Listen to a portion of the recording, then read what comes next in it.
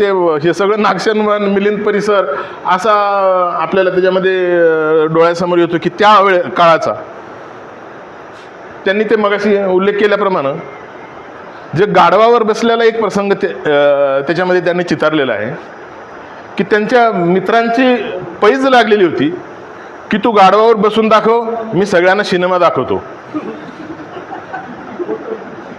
आता हे म्हणले ठीक आहे. मग ते गाढवावर त्यांना ते टेक्निक सगळं माहीत होतं. त्या टेक्निकनी ते बसले गाढवावर आणि फेऱ्या 1-2-3 फेऱ्या मारल्या. पण ते चिटणीस सरांनी बघितलेलं होतं.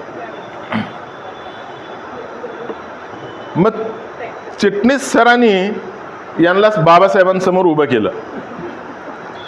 आता त्यांनी असं लिहिलंय की बाबा आता काय खरं नाही, आपलं म्हातारं काठीने हाणतंय आपल्याला.